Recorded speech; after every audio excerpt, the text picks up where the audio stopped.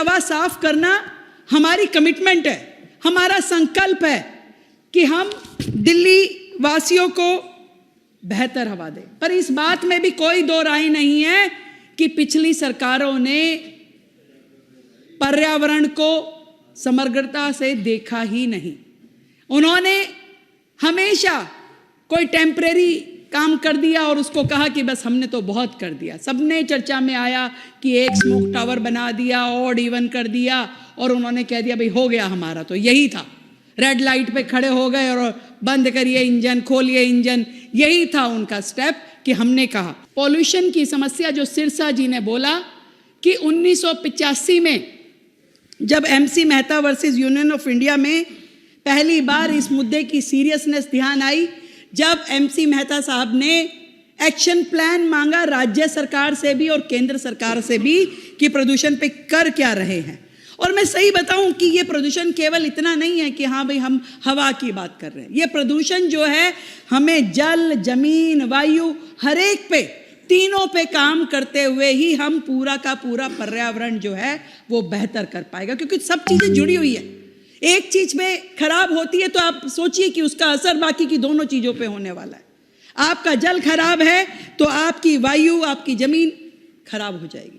तो ये सारी चीजों पे काम करने की आवश्यकता थी, इसीलिए हमने अपनी वर्किंग में पूरी नीतियों के साथ में long term plan, short term plan, mid term plan बनाते हुए पहले दिन से ही काम शुरू किया। पहले दिन से ही जितनी बातें ये लोग कर रहे हैं, कोई कंपटीशन नहीं है 11 साल की सरकार के साथ 11 महीने की सरकार का। हमने जो काम किया, अपना एक एक दिन हमने उसका उपयोग किया।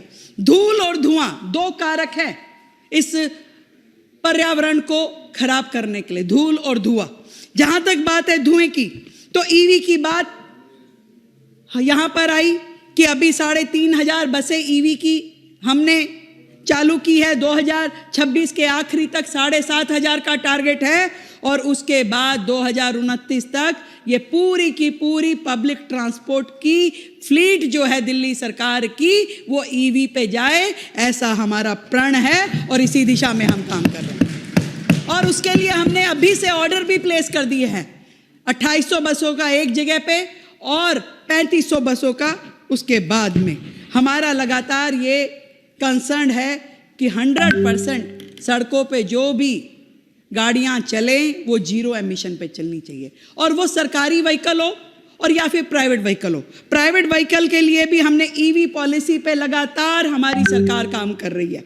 पर केवल सब्सिडी देना एक काम नहीं है, वो पूरा इंफ्रास्ट्रक्चर तैयार करना, वो यूज्ड बैटरीज का मैनेजमेंट क्या होगा, ये सारी चीजें हमें ध्यान करके ही हम ईवी पॉलिसी लेके आ सकते हैं।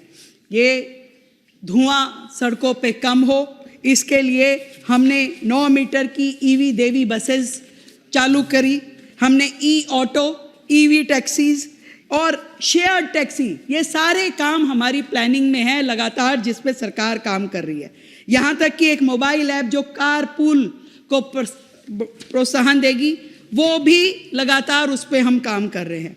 प्राइवेट इलेक्ट्रिक व्हीकल के माध्यम से शेयर्ड मोबिलिटी हम करना चाहते हैं, ताकि जनता भी अपनी जिम्मेदारी समझे कि ये प्रदूषण केवल सरकारों के करने का काम नहीं है, हम सबको मिल करके अपनी ओर से थोड़ा थोड़ा सहयोग उसमें देना होगा। और खाली नए व्हीकल की बात नहीं है, जो वर्तमान में व्हीकल सड़कों पे चल रहा है उसका पॉल्यूशन चेकिंग, उसकी फिटनेस भी एक बहुत महत्वपूर्ण पक्ष है। और इसके लिए हमने जो दिल्ली में आज तक कमी थी, जो इनकी सरकारों ने, पर्यावरण मंत्री जी चले गए अपनी बात कह करके, सुनने के लिए बैठे नहीं, इतना मादा नहीं था उनके अंदर, पर दिल्ली में क्या पॉल्यूशन चेकिंग के लिए, फिटनेस चेकिंग के लिए हमारे पास उतना इंफ्रास्ट्रक्चर था? नहीं था अध्यक्ष जी, नहीं था। दिल्ली में 1.5 करोड़ व्हीकल सड़कों पे दौड़ रहे हैं, उसमें से कमर्शियल व्हीकल। आज जो हमारी सरकार का प्रयास है, इस 11 महीने में हमने 2 नए ऑटोमेटेड टेस्टिंग स्टेशन नंदनगरी में और तेखंड में उसका शिलान्यास किया है वहाँ, और उसके बाद बुराड़ी का जो फिटनेस सेंटर था उसको भी अपग्रेडेशन पे लगाया है। इन तीनों सेंटर्स के माध्यम से हमारा टारगेट है कि 2.5 लाख कमर्शियल व्हीकल्स उनकी ऑटोमेटेड टेस्टिंग हो पाएगी ताकि एमिशन फ्री होकर के वो दिल्ली की सड़कों पे चल पाएं, जो कि पिछली सरकार के कार्यकाल में बिल्कुल जीरो था। No efforts.